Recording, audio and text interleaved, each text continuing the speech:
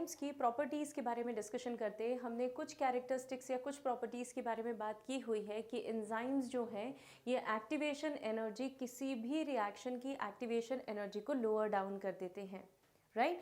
Lower down करने से हमारे जो एंजाइम्स हैं वो एंजाइम्स इफेक्टिवली हमारे जो सबस्ट्रेट है ना बेटा, जब सबस्ट्रेट को आपने यूज़ किया है किसी भी केमिकल रिएक्शन में, तो उन सबस्ट्रेट की एक्टिवेशन एनर्जी मतलब पोटेंशियल एनर्जी अगर किसी सबस्ट्रेट मॉलिक्यूल की कम भी रही हो और आपने एंजाइम्स को यूज़ कर लिया हो, तो एंजाइम्स को यूज़ करने के बाद उन सबस्ट्रेट्स की भी पोटेंशियल एनर्जी थोड़ी सी चेंज हो जाती है और हमारे जो सबस्ट्रेट मॉलिक्यूल्स हैं वो एक्टिव स्टेज में आ जाते हैं।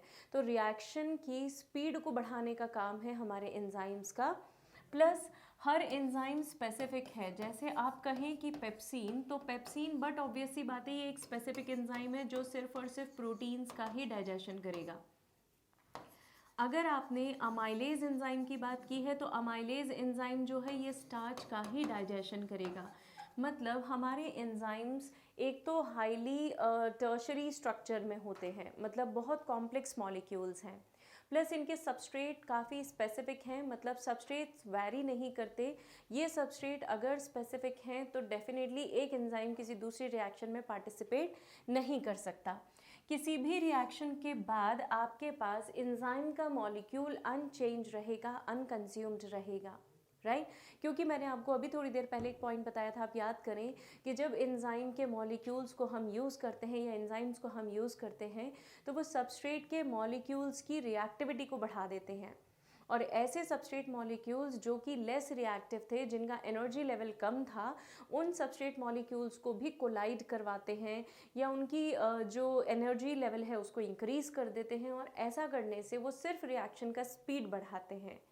यहाँ कहीं भी उनके पार्टिसिपेशन मतलब उनके physical participation rather I should say उनके केमिकल पार्टिसिपेशन की ज़रूरत नहीं है। सिर्फ एंजाइम का फिजिकल प्रेजेंस ही पूरी रिएक्शन को कंट्रोल कर लेता है, और इसलिए at the end of reaction they remain as it is and remain unconsumed. They remain unconsumed, right. मतलब इन्हें कंज्यूम नहीं किया गया है।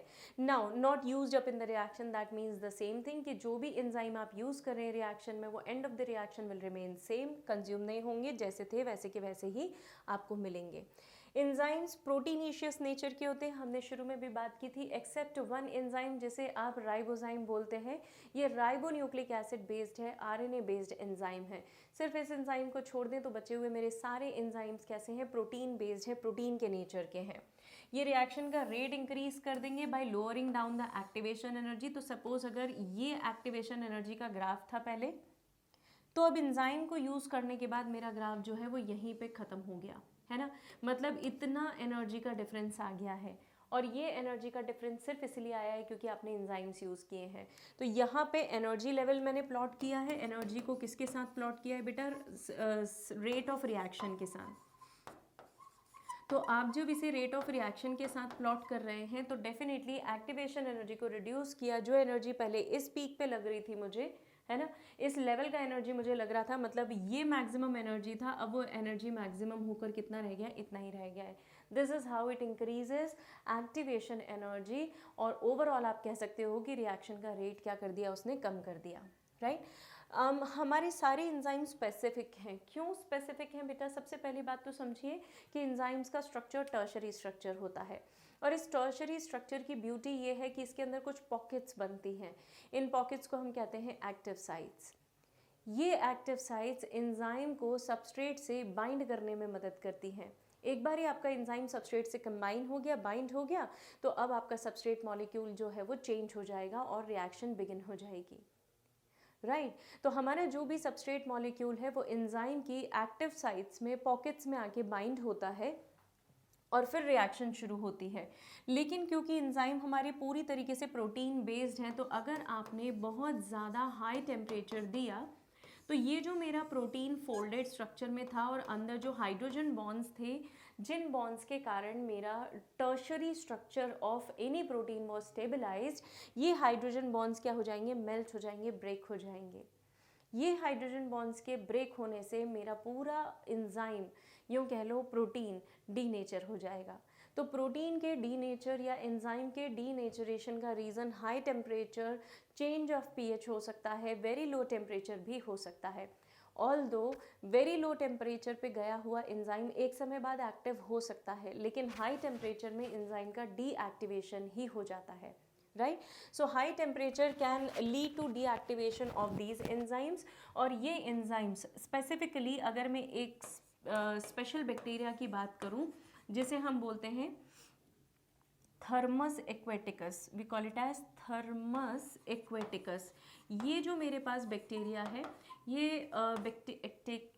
एक्वेटिकस, या ये जो बैक्टीरिया है मेरे पास, ये हॉट सल्फर स्प्रिंग का बैक्टीरिया है बेटा, बहुत हाई टेम्परेचर पर रहता है। और उस हाई टेम्परेचर पर रहने के कारण इसके जो एंजाइम्स हैं वो नॉर्मली 90 to 120 डिग्री सेंटीग्रेड तक रह सकते हैं, नॉर्मल रह सकते हैं, फंक्शनल रह सकते हैं।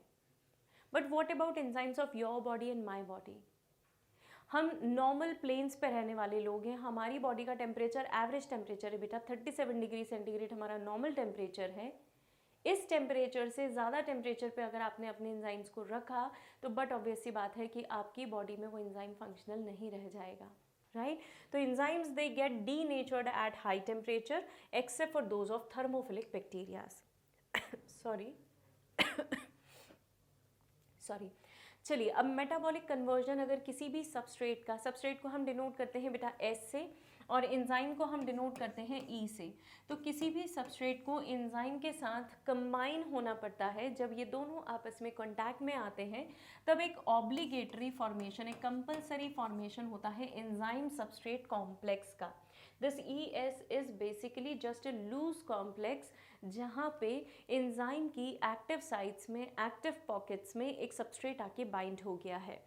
ये सबस्ट्रेट बट ऑब्वियस सी बात है कि इस एक्टिव साइट के कॉम्प्लीमेंट्री शेप का ही होगा। जैसे अगर ये आपका एंजाइम है तो सबस्ट्रेट का जो शेप है वो कैसा हो सकता है बेटा? कुछ इस तरीके का हो सकता है, राइट। सबस्ट्रेट मेरे पास कुछ इस तरीके का हो सकता है, तो ये सबस्ट्रेट का शेप होगा। मतलब आप नोटिस कर सकते हैं कि एंजाइम और सबस्ट्रेट इन दोनों का जो साइट है, this is complementary, see this is a complementary site. ये एंजाइम सबस्ट्रेट कॉम्प्लेक्स जब भी बनेगा तो ये एंजाइम सबस्ट्रेट कॉम्प्लेक्स हमेशा स्टेबलाइज्ड कॉम्प्लेक्स होगा। मतलब इस कॉम्प्लेक्स के बनने से हमेशा एक्टिवली आपके प्रोडक्ट के मॉलिक्यूल्स जो है वो बनते रहेंगे। So this is basically a transient phenomenon, क्योंकि कॉम्प्लेक्स जो है वो टेम्पररी बना है बेटा, और एक बार जैसे ही आपकी प्रोसेस स्टॉप हो गई ये कॉम्प्लेक्स जो है ये भी क्या हो जाएगा?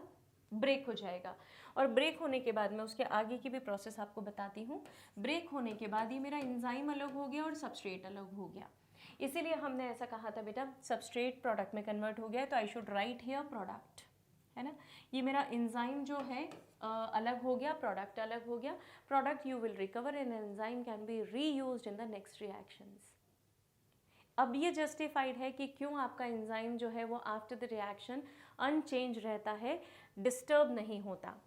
देखिए यहाँ पे कॉम्प्लीमेंट्री सबस्ट्रेट को हमने बहुत अच्छे से शो किया हुआ है। ये आपका सबस्ट्रेट मॉलिक्यूल है बेटा, sorry this is your substrate molecule. ये सबस्ट्रेट मॉलिक्यूल इस एक्टिव साइट पे, इस एक्टिव लोकेशन पे फिट हो रहा है। क्यों फिट हो रहा है? क्योंकि कॉम्प्लीमेंट्री शेप है ना। एंजाइम मेरा पहला ऐसा था, मैं आपको अलग से भी ड्रॉ करके बता देती हूँ। ये एंजाइम मेरे पास इस तरीके का था, ऐसा था।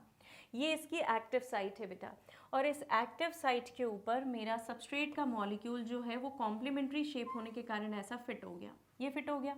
और अब जैसे ही इन दोनों के बीच में बॉन्डिंग हुई है, कुछ नहीं होता बेटा, इन सबस्ट्रेट के मॉलिक्यूल्स को ना आपका एंजाइम जो है वो क्लोजर ले आता है, पास में ले आता है।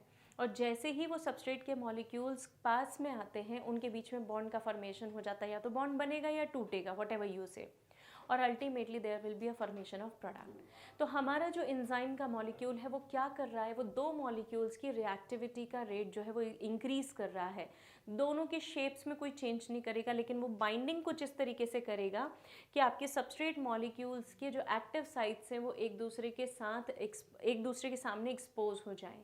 जैसे ही वो एक्सपोज होते हैं वो रिएक्ट कर जाते हैं, और जैसे वो रिएक्ट करते हैं ultimately product is formed. So this is basically how the enzyme and substrate complex is formed, and this is the overall reaction जो हमने अभी डिस्कस की थी. एंजाइम सबस्ट्रेट कॉम्प्लेक्स ट्रांजिएंट होता है, थोड़े समय के लिए बनता है, उसके बाद फिर ये ब्रेक हो जाता है. एक छोटा सा एग्जाम्पल लेंगे, हमारे डाइजेस्टिव सिस्टम का एग्जाम्पल उठाया, एक डाइजेस्टिव एंजाइम उठाया हमने which is called as maltose. भाई दो ग्लूकोज के मॉलिक्यूल्स को हम जब कंबाइन कर देते हैं, ये एक ग्लूकोज दूसरा ग्लूकोज, इन दोनों को कंबाइन कर दिया तो वी गेट माल्टोज. माल्टोज को डाइजेस्ट करने के लिए हमें जिस एंजाइम की ज़रूरत है उस एंजाइम को हम बोलते हैं माल्टेज. और माल्टेज एंजाइम क्या करता है बेटा, इस माल्टोज को कन्वर्ट कर देगा वापस से ग्लूकोज में एंड लिख देती हूँ मैं, ग्लूकोज एंड ग्लूकोज यूनिट्स में. तो देखिए क्या है, ये हमारा एंजाइम है. इस एंजाइम की एक्टिव साइट पे दोनों सबस्ट्रेट मॉलिक्यूल्स आकर अटैच हो गए. ये जो सबस्ट्रेट मॉलिक्यूल आके अटैच हुए, मतलब माल्टोज के दोनों यूनिट्स, दोनों ग्लूकोज के मॉलिक्यूल्स अब कनेक्टेड हैं क्योंकि माल्टोज बना हुआ है, बॉन्ड है बीच में ग्लाइकोसिड है. ये दोनों जब इन एक्टिव साइट्स पे आके फिट हो गए, दोनों एक्टिव साइट्स पे फिट हो गए, तो यहाँ पे रिएक्शन होगी, ब्रेक हो जाएगा और आपके दोनों के दोनों ग्लूकोज के मॉलिक्यूल अलग हो जाएंगे. क्या किया है बेटा एंजाइम ने, कुछ भी नहीं किया है, सिर्फ सबस्ट्रेट के साथ एक टेम्पररी, एक ट्रांजिएंट कॉम्प्लेक्स बना लिया था. ऐसा करने से जो बॉन्ड्स है उनका ईजिली बॉन्ड्स एक्सपोज हो गए, और बॉन्ड्स एक्सपोज होने से दोनों के बीच में ईजिली इंटरेक्शन हो पाया, और वहाँ पे बॉन्ड का ब्रेक, यहाँ तो बॉन्ड ब्रेक हुआ है, कई जगह पे बॉन्ड बन भी सकता है. तो या तो बॉन्ड ब्रेक होगा, बनेगा, और ultimately you will get product. Right, so this is how it takes place. ये बेसिकली एक एंजाइम सबस्ट्रेट कॉम्प्लेक्स का हमारे पास लॉक एंड की मैकेनिज्म था. ये लॉक एंड की मैकेनिज्म एक स्पेशल मैकेनिज्म है जो कि डेवलप किया गया था, जहाँ पे जिसमें हमें ये बताया गया था कि जैसे किसी एक पर्टिकुलर लॉक से एक स्पेशल की ही उस ताले को खोल सकती है, वैसे ही किसी एक एंजाइम से एक स्पेसिफिक सबस्ट्रेट ही बाइंड कर सकता है. राइट, सो इस तरीके से आपको एंजाइम्स के बारे में ध्यान रखना है. अबाउट एक्टिवेशन एनर्जी, जो एवरेज एनर्जी है किसी भी मॉलिक्यूल को एक्टिवेशन में जाने में जो एवरेज एनर्जी लगती है उसे हम बोलते हैं एक्टिवेशन एनर्जी. और इस एनर्जी में हमारा जो सब्सटेंस है वो बहुत टेम्परली, हमारा जो सब्सटेंस है वो रह पाता है. Permanent it is not possible, क्योंकि हाई एनर्जी स्टेट पे हमेशा बने रहना इज़ नॉट प्रैक्टिकली पॉसिबल और फीजिबल. अगर मान लीजिए आपका रिएक्शन का रेट ऐसा है और यहाँ पे ये सबस्ट्रेट है और ये प्रोडक्ट है, तो सबस्ट्रेट की एनर्जी कैसी है बेटा, सबस्ट्रेट की एनर्जी हाई है, प्रोडक्ट की एनर्जी लो है. इस केस में हीट एनर्जी, मतलब ये जो एक्स्ट्रा अमाउंट ऑफ एनर्जी है यहाँ पे, this extra amount of energy, not this much, थोड़ा सा लेस कर रही हूँ, this extra amount of energy is reduce, है ना. ये जो एक्स्ट्रा अमाउंट ऑफ एनर्जी है ये कम हो जाती है, मतलब रिलीज़ हो जाएगी. ये रिलीज़ होगी तो रिएक्शन कैसी बनेगी मेरी, एक्सोथर्मिक. और अगर मान लीजिए इस ग्राफ को मैं रिवर्स कर दूँ सॉरी इस ग्राफ को अगर मैं ऐसा कर दूं तो ये मेरा सबस्ट्रेट है, ये मेरा प्रोडक्ट है. तो प्रोडक्ट की एनर्जी हाई है और सबस्ट्रेट की एनर्जी लो है, मतलब आपको इस पर्टिकुलर रिएक्शन में एनर्जी सप्लाई करनी पड़ेगी. तो कुछ जगह पे आपको एनर्जी देनी पड़ती है बेटा, और कुछ जगह से आपको एनर्जी निकालनी पड़ती है. तो this is my exothermic reaction, क्योंकि मैं एनर्जी को बाहर निकाल रही हूँ. And that is endothermic reaction, क्योंकि वहाँ मुझे एनर्जी देनी पड़ेगी. तो जब आप एनर्जी इनकोऑपरेट करोगे सिस्टम में तो प्रोसेस होगी, और कभी एनर्जी निकालेंगे तो होगी. देखो एंजाइम्स ना बहुत क्लासिकल तरीके से डिस्कवर हुए थे बेटा, यीस्ट में डिस्कवर हुए थे, और इसलिए इनको पहला नाम जाइमेज भी पड़ा था. राइट, बुशनर ने सबसे पहले इनके बारे में या इनकी डिस्कवरी की थी, और कून ने या कूने उन्हें हम बोलते हैं, जिन्होंने इनका जो टर्म है, एंजाइम जो टर्म है वो हमें दिया था. ग्रेजुअली हम इन्हें पहले जाइमेज कहते थे, फिर हम इन्हें बायोलॉजिकल कैटलिस्ट बोलने लग गए, एंजाइम्स बोलने लग गए, क्योंकि हमें इनका फंक्शन समझ में आया. ग्रेजुअली हमने एंजाइम्स के बारे में पढ़ना शुरू किया कि ये काम कैसे करते हैं. तो दो थियोरीज थी हमारे पास, एक लॉक एंड की मैकेनिज्म था और एक इंड्यूस फिट मैकेनिज्म था.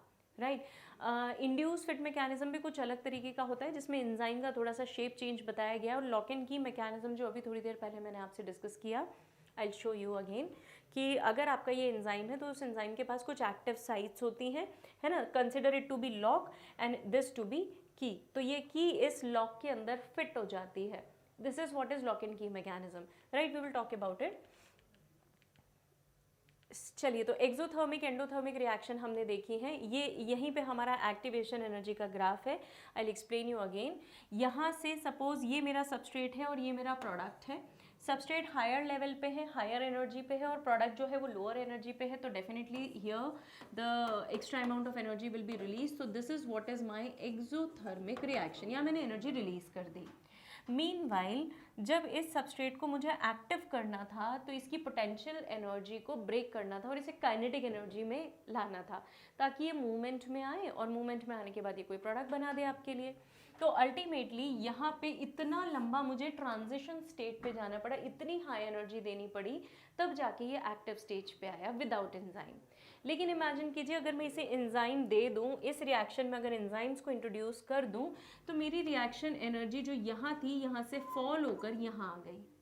So can you see that the activation energy is reduced. मतलब अब एंजाइम्स के इन्वॉल्वमेंट से सबस्ट्रेट के मॉलिक्यूल्स बहुत तेज़ी से काम करना शुरू करेंगे, बहुत जल्दी एक्टिव हो जाएंगे. Right now there are certain factors that affect the rate of chemical reaction. ये सब डिपेंड करता है कि आपने किन कंडीशंस पे हमारे एंजाइम का स्ट्रक्चर चेंज कर दिया है. तो फॉर एग्जांपल टेम्परेचर, अगर मान लीजिए मैं एक ज़रूरत से ज़्यादा टेम्परेचर देना शुरू करूँ तो एंजाइम काम करना बंद कर देंगे. उससे कम टेम्परेचर दूँ तब भी एंजाइम इनएक्टिव है. तो you can see the optimum temperature over here is 40 degree centigrade. मतलब आप जैसे जैसे टेम्परेचर बढ़ाओगे एंजाइम की एक्टिविटी ग्रेजुअली इंक्रीज़ होगी, एक हाईएस्ट लेवल पे जाएगी. उसके बाद आप फर्दर इंक्रीज़ करेंगे ना टेम्परेचर तो उल्टा एंजाइम की एक्टिविटी कम हो जाएगी, स्टेशनरी भी नहीं रहेगी, कम हो जाएगी. Reason denaturation, hydrogen bonds break होंगे बेटा, और जैसे जैसे हाइड्रोजन बॉन्ड्स ब्रेक होंगे इसकी अनस्टेबिलिटी आपको विजिबल होगी, दिखने लगेगी. सो हाईएस्ट एक्टिविटी एक ऑप्टिमम टेम्परेचर पे ही होती है. लो टेम्परेचर पे एंजाइम डिस्ट्रॉय नहीं होते हैं लेकिन इनएक्टिव हो जाते हैं. एंड हाई टेम्परेचर पे देयर आर मेनी चांसेस कि आपका जो एंजाइम है वो डीनेचर ही हो जाए, उसके बाद आप उसको रिकवर ना कर सको. लो टेम्परेचर वाला तो रिकवर किया जा सकता है. सिमिलरली विद द पीएच बेटा, ये एक ऑप्टिमम पीएच है. फॉर सपोज अल्कलाइन पीएच, हमारी बॉडी का पीएच अल्कलाइन होता है, तो 7.2 to 8 पीएच का रेंज जो है that is the optimum temperature जहाँ आपके एंजाइम्स इफेक्टिव रहेंगे. फीवर आने पे या बॉडी में यूरिक एसिड या अमोनिया का नंबर ज़्यादा होने में, किडनी की कोई इश्यूज़ हैं, कोई प्रॉब्लम है, ऐसे सब केसेस में पीएच चेंज हो जाता है. और जैसे ही आपका पीएच चेंज होगा एंजाइम की एक्टिविटी फिर से क्या हो जाएगी, कम हो जाएगी. So there is optimum range of pH above and below which your enzyme is not going to function properly. Right now this is quite important बेटा. यहाँ पे मैंने सबस्ट्रेट प्लॉट किया है और यहाँ पे मैंने वेलोसिटी प्लॉट कर दी है मेरी रिएक्शन की. तो जैसे अब K M is Michaelis Menten constant, right. K M से उसे डिनोट करते हैं. जैसे आपने धीरे धीरे आपका सबस्ट्रेट एक्टिवेट होता गया, आपकी रिएक्शन जो है वो बढ़ती गई, फाइनली यहाँ पे मैक्सिमम सबस्ट्रेट एक्टिवेट हो चुका है. ये मैक्सिमम वेलोसिटी है मेरी रिएक्शन की. इसके बियॉन्ड रिएक्शन ऊपर नहीं गई, उल्टा स्टेशनरी हो गई या नीचे आना शुरू हो गई. तो मैक्सिमम वेलोसिटी आपने जहाँ पे अचीव की, सपोज मैंने यहाँ पे वी मैक्स अचीव किया है, तो इसका आधा जहाँ हुआ होगा that will be called as V max by 2, मतलब हाफ ऑफ वी मैक्स. और जहाँ पे आपने वी मैक्स प्लॉट किया ना बेटा, ये वी मैक्स तुमने यहाँ पे डाल दिया है ना, ये तुम्हारी आधी वैल्यू हो गई.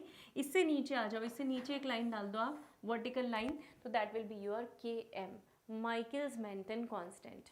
राइट, ये के एम वैल्यू हमें काफ़ी हद तक एंजाइम की एक्टिविटी को इंडिकेट करती है. तो ग्रेजुअली तो रिएक्शन का रेट इंक्रीज होगा, लेकिन उसके बाद तुम कितने भी सबस्ट्रेट मॉलिक्यूल्स बढ़ा दो, एंजाइम सैचुरेट हो चुके हैं. भाई एंजाइम से ना कोई भी सबस्ट्रेट मॉलिक्यूल रैंडमली उसकी एक्टिव साइट्स पे टकराता है. तो जब तक तुम सबस्ट्रेट के मॉलिक्यूल्स को बढ़ाते जा रहे हो तब तक तो वो सबस्ट्रेट के मॉलिक्यूल्स एंजाइम की एक्टिव साइट में आकर बैठते जाएंगे, सिचुएट होते जाएंगे. राइट, एक समय ऐसा आएगा कि एक्टिव साइट सारी सैचुरेट हो चुकी होंगी and now no more addition of substrate is going to increase the rate of reaction. So that is what is called as saturation point. और वो सैचुरेशन पॉइंट आपको यहाँ वी मैक्स पे दिख गया है. वी मैक्स से v/2 निकाल लीजिए और v/2 मैक्स से आप km निकाल सकते हैं. फाइन. एक्चुअली इससे हम किसी भी रिएक्शन का टर्न ओवर निकाल सकते हैं बेटा. देखिए एंजाइम्स का तो जो है वो रिएक्शन रेट मतलब एक्टिवेशन एनर्जी को कम करता है.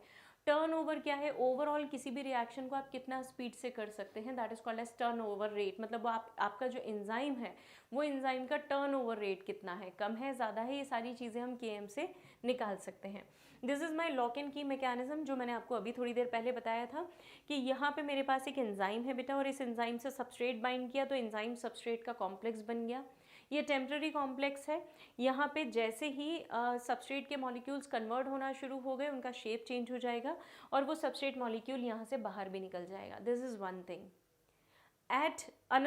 इन another aspect if we talk about, तो कई बार कोई इनहिबिटर मॉलिक्यूल मेरे किसी एंजाइम की एक्टिविटी को स्टॉप कर सकता है, राइट। ये इनहिबिटर ज़रूरी नहीं है कि एक्टिव साइट पे ही लगे, हाल फिलहाल जो हम दिखा रहे हैं एक्टिव साइट के अपोजिट दिखा रहे हैं, लेकिन एक्टिव साइट को भी ब्लॉक कर सकता है इनहिबिटर और किसी अपोजिट साइट पे भी अटैच हो सकता है। तो देखिए यहाँ पे एक्टिव साइट पे तो इसका अटैचमेंट नहीं है, लेकिन ये पीछे जाके अटैच हो गया है इनहिबिटर। लेकिन इनहिबिटर के एंजाइम के मॉलिक्यूल में पीछे से भी अटैच होने से क्या हो गया, उसकी एक्टिव साइट जो है वो डिस्टर्ब हो गई है, राइट। और एक्टिव साइट के डिस्टर्ब होने से देखिए शेप चेंज हो गया है, शेप चेंज हो गया है तो अब वो सबस्ट्रेट को रिकॉग्नाइज नहीं कर पाएगा। क्योंकि वो सबस्ट्रेट को रिकॉग्नाइज नहीं कर पाएगा तो वो बाइंडिंग नहीं कर पाएगा, और बाइंडिंग नहीं करेगा तो कोई रिएक्शन नहीं होगी, right? So this is how this inhibitor affects the rate of reaction. Inhibitor substrate के साथ compete करता है या तो एंजाइम की एक्टिव साइट से बाइंड करके, या फिर एनी अदर साइट वहाँ पे बाइंड करके कर सकता है, या इवन किसी भी सबस्ट्रेट के शेप से वो कॉम्प्लीमेंट्री होता है। मतलब जैसा सबस्ट्रेट का शेप होता है वैसा ही मेरे इनहिबिटर का शेप होता है, कॉम्पिटिटर भी कह सकते हैं आप उसको। तो वो कॉम्पिटिटिव बाइंडिंग करता है जिससे एंजाइम की एक्टिविटी अफेक्ट होती है, right. See closely resembles the substrate in molecular structure. तो अगर आपका कोई दूसरा इनहिबिटर मॉलिक्यूल आ गया है और वो सबस्ट्रेट के स्ट्रक्चर से रिजेंबल कर रहा है, तो भी हमारे एंजाइम की एक्टिविटी क्या हो सकती है, inhibit, and consequently there will be no formation of product, enzyme की एक्टिविटी खत्म हो जाएगी। इसका एक एग्जाम्पल है जो आपको बहुत अच्छे से ध्यान रखना है, एनसीईआरटी का एग्जाम्पल है सक्सिनिक डिहाइड्रोजनेज, इसे सक्सिनेट डिहाइड्रोजनेज भी बोलते हैं। ये इनहिबिट होता है in the presence of malonate, right.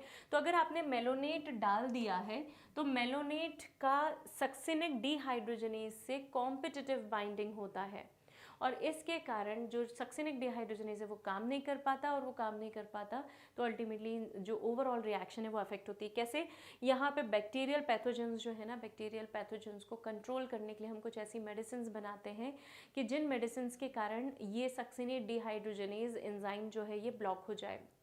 आपका जो एंजाइम है that gets blocked by malonate. ऐसा होने से enzyme will not remain functional, और एंजाइम फंक्शनल नहीं रहेगा तो आपकी केमिकल रिएक्शन, मतलब पैथोजन की केमिकल रिएक्शन होस्ट की बॉडी में नहीं हो पाएगी, and ultimately bacteria is not going to make us इल।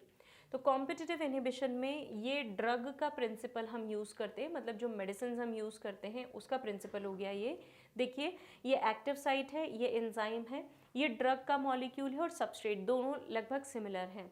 यहाँ पे ड्रग जो है इस एंजाइम के साथ आकर बाइंड कर गई और सबस्ट्रेट जो है वो बाइंड नहीं कर पाया, और ऐसा होने से आपका जो एंजाइम है उसने एंजाइम जो है वो ड्रग के साथ ब्लॉक हो गया, और ऐसा होने से पाथवे डिस्टर्ब हो गया। पाथवे डिस्टर्ब होने से जो पैथोजन है वो आपकी बॉडी में सर्वाइव नहीं कर पाएगा, right. So let us talk about a question. आप इस क्वेश्चन को डायरेक्टली देख सकते हैं, मैच द फॉलोइंग है, inhibitor of catalytic activity, so can we call it as malonate, possess peptide bond. तो पेप्टाइड बॉन्ड किसके अंदर प्रेजेंट होते हैं, कोलाजन के अंदर या रेसिन के अंदर। रेसिन इज अ पॉइजन, है ना, हमने एक टॉक्सिक केमिकल के बारे में पढ़ा है। Cell wall of fungi that is basically made up of chitin, तो chitin is the cell wall of fungi and secondary metabolite. तो यहाँ से आप चीज़ों को शायद समझ गए होंगे। So this would be the answer, hence it is option A, I guess. Yes, this is option A. So let us check the answer, and it is option A. Explanation हम लोगों ने ऑलरेडी डिस्कस कर लिया है बेटा। Cellulose क्या होता है, एब्रिन और रेसिन जो हैं, रिसिन जो हैं, ये टॉक्सिन्स हैं। Secondary metabolite, primary metabolite chapter की बिगनिंग में हमने पढ़ी हुई और टेबल को हमने बोला हुआ भी था कि ये बहुत इंपॉर्टेंट है। कोलेजन प्रोटीन्स होते हैं जो कि हमारी बॉडी में बाइंडिंग का काम करते हैं। मेजर बाइंडिंग टिश्यूज़ हैं ये हमारी बॉडी में, एक तरीके से टिश्यू का एक पार्ट है, कॉम्पोनेंट है, right. Now let us talk about different classes of enzymes we have as per NCERT we are moving, although enzymes का classification बहुत वेराइड है, लेकिन हम NCERT के हिसाब से चल रहे हैं बच्चों। जो लॉक इन की मैकेनिज्म और इंड्यूस फिट थ्योरी है, ये पहले कभी बहुत पूछे जाते थे लेकिन अब नहीं पूछे जाते हैं। हाँ, लेकिन एंजाइम की एक्टिविटी NCERT में जिस मॉडल को फॉलो करते हुए एक्सप्लेन की गई है, दैट इज लॉक इन की, बस उतना याद रखिएगा। So we have oxido, reductase, transferase, hydrolase, lyase, isomerase and ligase. इस तरीके के एंजाइम्स एक एक करके देख लेते हैं। ये 6 क्लासेस है मेरे पास एंजाइम्स की, और इनमें बहुत सारी फिर फर्दर क्लासेस हैं जिनके डिस्क्रिप्शन में हमें जाने की ज़रूरत नहीं है। चलिए सबसे पहले ऑक्सीडो रिडक्टेज की बात कर लेते हैं। नाम से समझ में आ रहा है बेटा जो ऑक्सीडेशन और रिडक्शन दोनों कर रहा है, किसी का ऑक्सीडेशन और किसी का रिडक्शन। तो फॉर एग्जाम्पल मेरे पास 2 प्रोडक्ट्स हैं, एक एस है और एक एस डैश है। ये रिड्यूस्ड है, ये ऑक्सीडाइज्ड है। आपने एंजाइम को यूज़ किया तो एस ऑक्सीडाइज हो गया जो कि पहले रिड्यूस स्टेट में था, और एस डैश क्या हो गया, रिड्यूस्ड हो गया। इसका बेस्ट एग्जांपल है पायरुवेट से लैक्टेट बनाना। एल लैक्टेट मतलब लीवो रोटेटरी शुगर हो गया ना, लैक्टेट इज अ शुगर। तो शुगर में डेक्स्ट्रो लीवो तो हमने बात की हुई है, राइट। तो पायरुवेट पे जब लैक्टेट डिहाइड्रोजनेज एंजाइम काम करता है तो वो उसे लैक्टेट में कन्वर्ट कर देता है। This is how it performs oxidation reduction reaction, तो we call it as oxido reductase enzyme, right. The next is transferase. Transferase enzyme जो कि सिर्फ टर्म से हमें समझ में आ रहा है कि किसी फंक्शनल ग्रुप को ट्रांसफर करता होगा। तो देखिए एक सिंपल रिएक्शन से पहले देखेंगे, एस और जी एक कॉम्प्लेक्स था, एस डैश एक दूसरा सबस्ट्रेट है। ये जो जी है, ये जी इसके पास चला गया तो ये हो गया एस जी, और एस जो है वो अलोन रह गया। यहाँ से समझ लीजिए GTP है, ठीक है, ग्वानोसाइन ट्राइफॉस्फेट। ये ग्वानोसाइन ट्राइफॉस्फेट पे जब हेक्सोकाइनेज एंजाइम लगा तो ये फॉस्फेट ग्रुप मेरा यहाँ का यहाँ रहा, राइट। और आप देख लीजिए फॉस्फेट ग्रुप में क्या डिफरेंस आ गया बेटा, यहाँ का जो फॉस्फेट ग्रुप था वो मैंने निकाल कर यहाँ पे लगा दिया, ठीक है। Rest it is all same, मतलब आपको सिर्फ फंक्शनल ग्रुप को, मतलब किसी एक पर्टिकुलर ग्रुप को ट्रांसफर करना है, तो that is what is called as transferase. तो जो ग्लूकोज फॉस्फेट था वो ग्लूकोज 6 फॉस्फेट में कन्वर्ट हो गया, राइट। इसका फॉस्फेट उसके फॉस्फेट में चला गया। So glucose adenosine triphosphate, triphosphate मतलब कैसे इमेजिन करोगे बेटा, एक बार और क्लियर कर देती हूँ मैं आपको। यहाँ पे ट्राइफॉस्फेट है, ये ग्लूकोज एडेनोसाइन ट्राइफॉस्फेट है सपोज, तो इसका क्या मतलब कि इसके पास 3 फॉस्फेट मॉलिक्यूल्स अटैच है, राइट। इसमें से एक फॉस्फेट निकाल के मैंने किसी दूसरी शुगर पे डाल दिया और वो शुगर किस में कन्वर्ट हो गई, glucose 6 phosphate. This is how we discuss this. So this is how the transfer of any group takes place, सिर्फ हाइड्रोजन को छोड़ के, है ना। ये ध्यान रखिएगा कि उसमें कोई भी ग्रुप ट्रांसफर कीजिए, लेकिन हाइड्रोजन को अगर आपने ट्रांसफर किया तो enzyme will not fall into the category of transferase. Hydrolases का सीधा सीधा मीनिंग है बस वाटर का रिमूवल करना। तो जैसे मेरे पास ये माल्टोज है, 2 ग्लूकोज के यूनिट से कंबाइन है, इसका हाइड्रोलिसिस कर दीजिए, पानी निकाल दीजिए, तो क्या बन जाएगा आपके पास, ग्लूकोज एंड ग्लूकोज। तो 2 ग्लूकोज के मॉलिक्यूल्स आ जाएंगे and this is how you will gate monomers. तो ये हाइड्रोलेज है, मतलब डिहाइड्रेशन की प्रोसेस होगी बेटा। ये specially glycosidic bond N bonds पे काम करता है, ग्लाइकोसिडिक बॉन्ड्स पे काम करेगा, CC बॉन्ड पे या C हैलाइड या PN बॉन्ड्स पे, फॉस्फेट नाइट्रोजन बॉन्ड्स पे काम करता है, राइट। उतना याद रखने की जरूरत नहीं है, आप बस इतना याद रखिए that it will be responsible for the hydrolysis of ester, ether and peptide glycosidic bonds, right.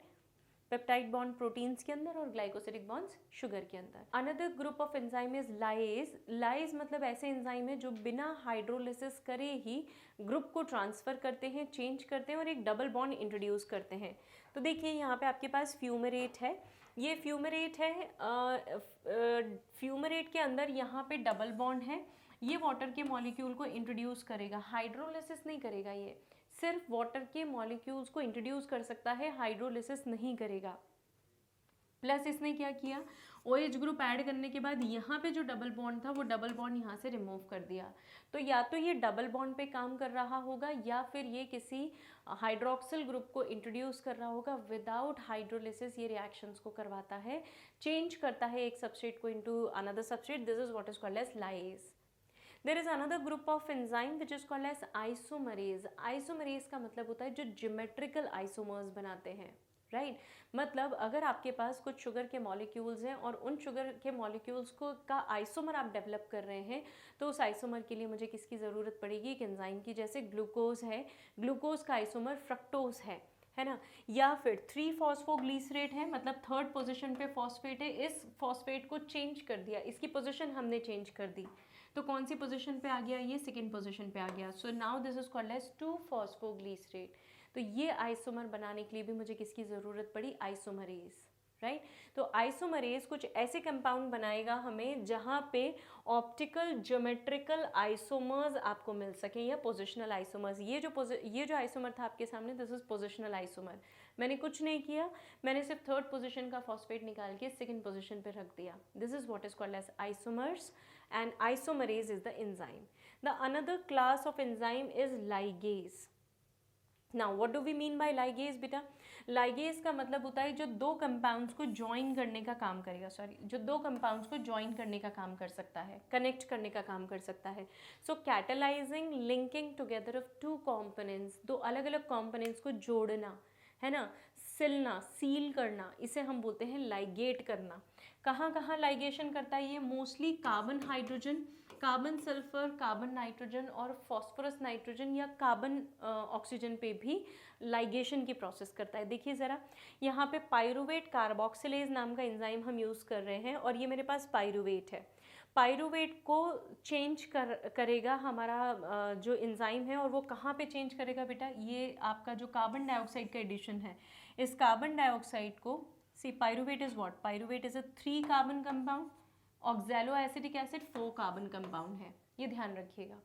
तो एक कार्बन इंट्रोड्यूस करना है, कहाँ से लाया, कार्बन डाइऑक्साइड से एक कार्बन निकाल के उसने यहाँ अटैच कर दिया, so you have got oxalo acetate. और ऐसा करने के लिए इसे एनर्जी की ज़रूरत पड़ी है, इसीलिए हमने यहाँ ATP लिखा है, लेकिन यहाँ पे क्या लिखा है, ADP + PI, मतलब आपने एक फॉस्फेट को यूटिलाइज कर लिया है, राइट। तो ओवरऑल क्या समझेंगे आप कि लाइगेज का काम क्या हो गया, लाइगेज दो सबस्ट्रेट को ज्वाइन करता है और ज्वाइन करने के लिए उसे एनर्जी की ज़रूरत है, मतलब ATP की ज़रूरत है। आपने वो ATP प्रोवाइड कर दिया, दोनों ग्रुप्स जुड़ गए, कंबाइन हो गए, and this is how you have got a product. Now कुछ एंजाइम्स को हमने उनके स्ट्रक्चर के बेसिस पे भी क्लासीफाई किया है। फॉर एग्जांपल एक सिंपल एंजाइम्स हैं जो सिर्फ प्रोटीन बेस्ड हैं, जिनमें प्रोटीन के अलावा और कोई दूसरा फंक्शनल ग्रुप प्रेजेंट नहीं, मतलब कोई दूसरा और ग्रुप अटैच नहीं है। So they are called as simple enzymes, directly बने हुए जो एंजाइम्स हैं सिर्फ प्रोटीन बेस्ड। कॉन्जुगेटेड एंजाइम मतलब जिनमें अब और स्ट्रक्चर्स आपके जुड़े हुए हैं और फंक्शनल ग्रुप्स हैं। अगर ये फंक्शनल ग्रुप प्रोटीनिशियस पार्ट है तो इसे हम एपो एंजाइम बोल देते हैं, और अगर ये नॉन प्रोटीनिशियस है, राइट, प्रोटीनिशियस है तो एपो एंजाइम कह देंगे, और नॉन प्रोटीनिशियस हैं, सपोज कोई मेटालिक आयन है तो उसे हम क्या बोल देंगे, कोफैक्टर बोल देंगे। तो आपको ये याद रखना है बेटा सॉरी, कि apo enzyme plus any cofactor, ये कोफैक्टर मेटालिक आयन भी हो सकता है, कुछ भी हो सकता है, कोएंजाइम भी हो सकता है। इन दोनों को जब आप कंबाइन करते हैं तो you get a holo enzyme, you get an active enzyme. कुछ एंजाइम तो सिंपल एंजाइम्स है, हमारी बॉडी के जो प्रोटीन्स है ना वो, या हमारी बॉडी के जो एंजाइम्स हैं mostly they are not simple enzymes, they are conjugated enzymes, मतलब apart from simple protein chain they have different groups attach to them, right. और ये कोफैक्टर्स इनके ऊपर जब काम करते हैं, जब अटैच करते हैं, मतलब प्रोटीनिशियस पार्ट पे नॉन प्रोटीनिशियस पार्ट जब अटैच हो जाता है, तब ये फंक्शनल एंजाइम का फॉर्म ले लेते हैं, राइट। इन्हें हम बोलते हैं होलो एंजाइम, राइट। इसीलिए यहाँ मेंशन है that they are critically active enzymes, मतलब जो काम करेंगे। अब अगर कैटालिटिक एक्टिविटी आप चेक करें तो जब भी तुम कोफैक्टर निकाल लोगे किसी एंजाइम से, कोफैक्टर को विड्रॉ कर लोगे तो वो किसके फॉर्म में कन्वर्ट हो जाता है, एक इनएक्टिव एंजाइम के फॉर्म में। तो अगर एक्टिव एंजाइम चाहिए तो it has to be attached with a cofactor. अब देखिए कोफैक्टर्स होते क्या क्या हैं। एक मेरे पास प्रोस्थेटिक ग्रुप है, एक कोएंजाइम है और एक मेटालिक आयंस है। प्रोस्थेटिक ग्रुप का मतलब जो प्योरली ऑर्गेनिक होगा और बहुत टाइटली बाइंड करता है, जैसे हीम प्रोटीन है ना। हीम प्रोटीन आपके पर ऑक्सीडेज एंजाइम के साथ टाइटली बाइंड करता है। It is a protein part, first thing organic है, सेकेंड थिंग टाइटली बाउंड करेगा। This is what is the property of my prosthetic group, है ना। हाइड्रोजन पर ऑक्सीडेज H2O2 को ब्रेक किया जाता है वाटर और कार्बन डाइऑक्साइड में, and that is the milder version. Higher toxicity को लोअर टॉक्सिसिटी में हम कन्वर्ट कर रहे हैं। तो वो जो पर ऑक्सीडेज एंजाइम है, उस पर ऑक्सीडेज या दूसरे कैटालिटिक ग्रुप ऑफ एंजाइम में मेरे पास प्रोस्थेटिक ग्रुप प्रेजेंट होते हैं। Coming to the coenzyme, coenzyme organic होता है लेकिन लूजली होता है। इट इज़ लूजली बाउंड, बहुत ईजिली डिटैच कर सकते हो आप, जैसे NAD NADP है। ये कैसे हैं, इनमें नियासिन विटामिन अटैच होता है। अगर vitamin, niacin vitamin is vitamin B complex का एक पार्ट है। तो बी कॉम्प्लेक्स की डेफिशिएंसी होने से आपकी बॉडी में कई सारी जो मेटाबॉलिक रिएक्शंस है वो नहीं हो पाती। It is for this reason only, क्योंकि आपका जो कोएंजाइम है वो मिसिंग है, right. And then the another is metallic ions. Metallic ions जैसे जिंक पॉजिटिव है, Mn2 पॉजिटिव है, Cu2 पॉजिटिव है। ये कुछ मेटालिक आयंस हैं जो किसी एंजाइम के लिए ज़रूरी है। Zinc is needed for carboxy peptidase. तो कुछ एंजाइम्स की एक्टिविटी के लिए मुझे मेटालिक आयंस की ज़रूरत पड़ती है, सबके लिए अलग अलग है। Just remember one example and that will do. Let us talk about a question. Consider the following statement. Coenzyme or metal ion that is tightly bound to the enzyme is called as prosthetic group. तो coenzyme or metal ion that is tightly bound to the enzyme protein is called as prosthetic group. Is it true or false?